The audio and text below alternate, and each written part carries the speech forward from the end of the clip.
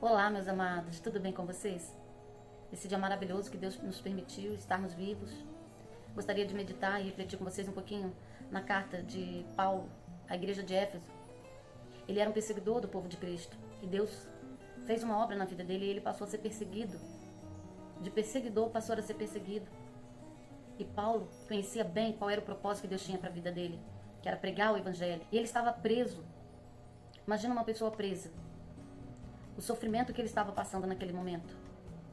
Mas mesmo assim, mesmo preso, ele não deixou de assistir os irmãos em Cristo, em continuar falando do amor de Deus para aquelas pessoas e de ensinar como viver de uma forma íntegra e obedecendo os propósitos de Deus. Você sabe qual é o propósito de Deus para sua vida? Você sabe por que você está nesse mundo? Qual é o propósito? Porque Ele tem um propósito na vida de cada um de nós. E se você não conhece, eu gostaria de falar com você hoje, para que você esteja lendo a palavra do Senhor, esteja meditando nela. Porque mesmo que você leia de manhã, assim que você levantar, você leia, faz a devocional, tira um tempinho para Deus, medita na palavra dele, e Deus vai mostrar para você qual é o propósito que Ele tem para sua vida. Enquanto você não sabe qual é o propósito que Deus tem para sua vida, eu te digo apenas isso.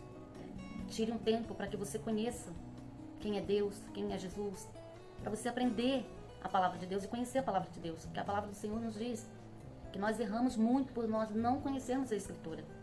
Jesus mesmo, Jesus que era filho de Deus, mas ele se fez homem para morrer na cruz do Calvário.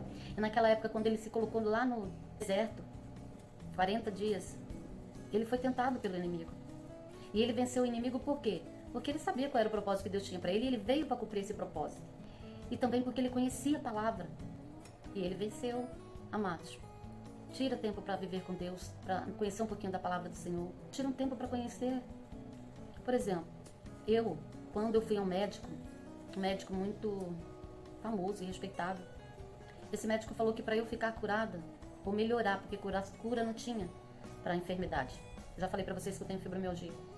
Esse médico falou para mim que eu teria que deixar de comer, deixar de tomar leite e seus derivados, deixar de comer trigo, deixar de comer milho, deixar de tomar café, deixar de comer chocolate.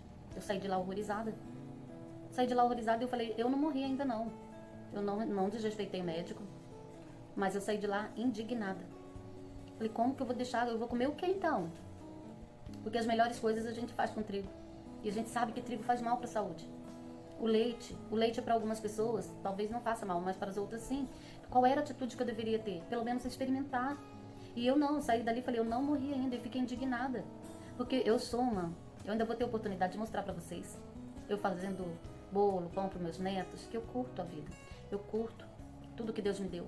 Gosto de fazer coisas gostosas para meus netos. Imagina eu algum tempo atrás, quando esse médico falou isso para mim. Eu falei, meu Deus, eu ainda não morri não. E eu não quis nem experimentar deixar de comer. Hoje, eu vi, depois de muito tempo se passou, e aí eu fui experimentar a deixar de tomar o leite. Eu estava tomando direto. E quando eu pisava, eu sentia dor no calcanhar. Então eu tinha que só andar de chinelo dentro de casa. Eu não podia andar sem chinelo. E com chinelo aliviava a dor. E aí eu vi uma médica falando sobre o leite. Que o leite inflama quando tem lactose. E eu já estava com uma outra mentalidade, já estava mais madura. Já estava com outro propósito de vida, que eu quero melhorar. Então o que eu tenho que fazer para melhorar? Porque se nós ficamos doentes, nós não temos que deixar de comer e de beber por obrigação. E por que não experimentar? E agora eu experimentei. Eu estava tomando leite direto todos os dias. Eu tomava tardinha, eu tomava um copo de leite. Meu esposo fazia para ele e eu tomava. E aí, sentindo essas dores de cabeça todos os dias.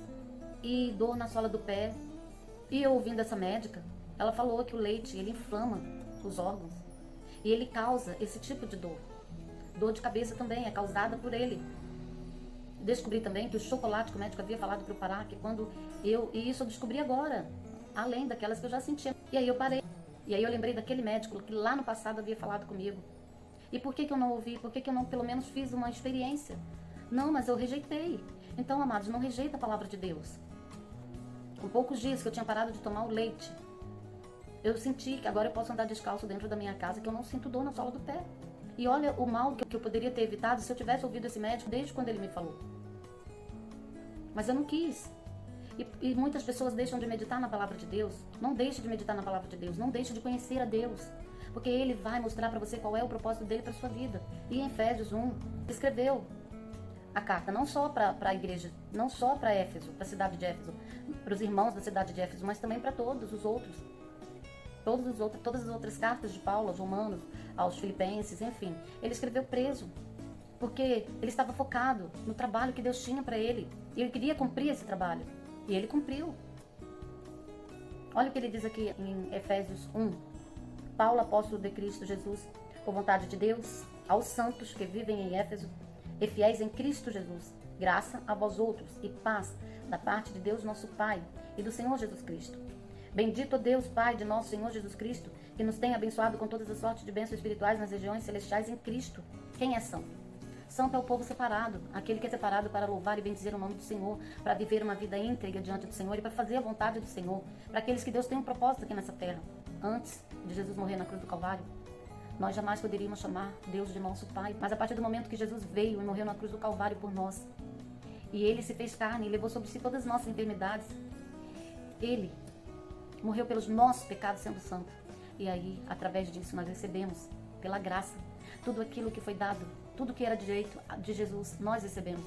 Por isso, hoje nós podemos ter a graça e ter a paz que excede todo o entendimento.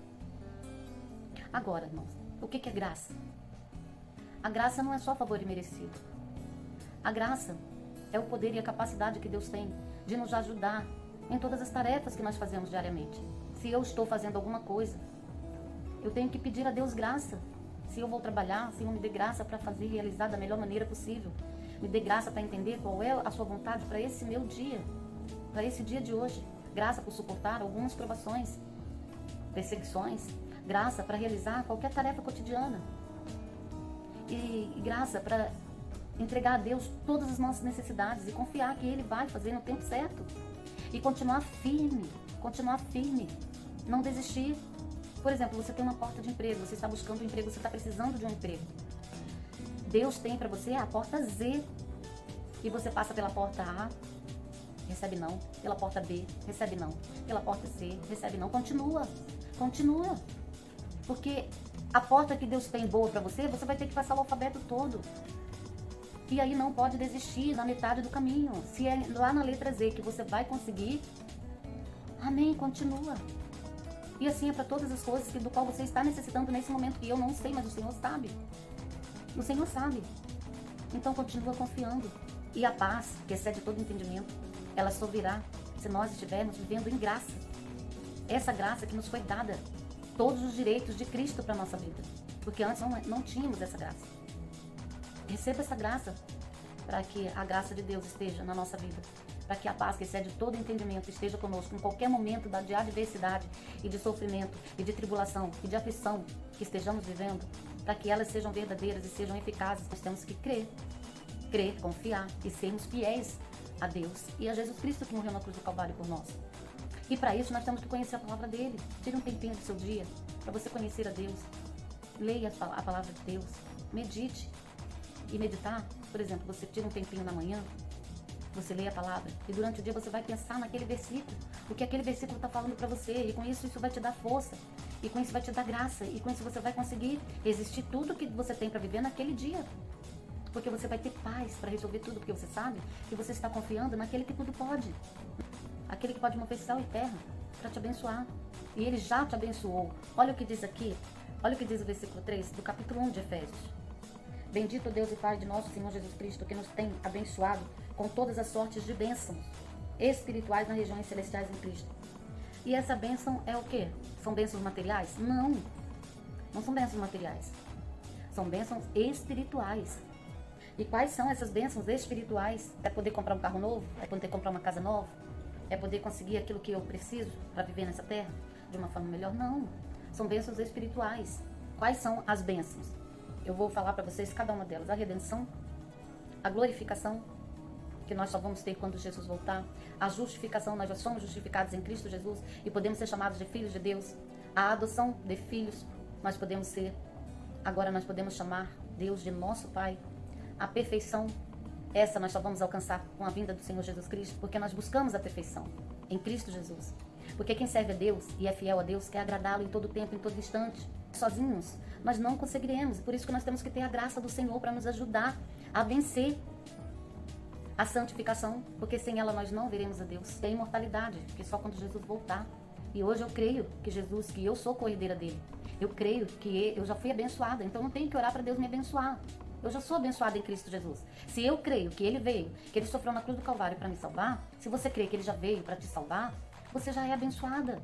Você só tem que continuar trabalhando, continuar lutando, vendo se os seus propósitos estão alinhados com o propósito que Deus tem para sua vida, se as suas vontades estão alinhadas com a vontade de Deus para sua vida. Olha o que diz Salmo 1.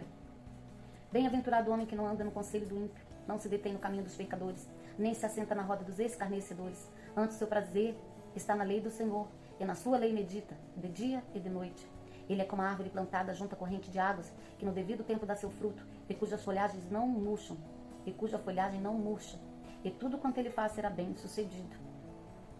Os ímpios não são assim, são porém como a palha, que o vento dispersa, por isso os perversos não prevalecerão no juízo, nem os pecadores na congregação do justo, pois o Senhor conhece o caminho do justo, mas o caminho do ímpio perecerá. Se você obedece a palavra, se você medita nela de dia e de noite, se o seu prazer está em meditar, tudo que você fizer vai ser bem sucedido, porque Deus estará com você, ainda que demore.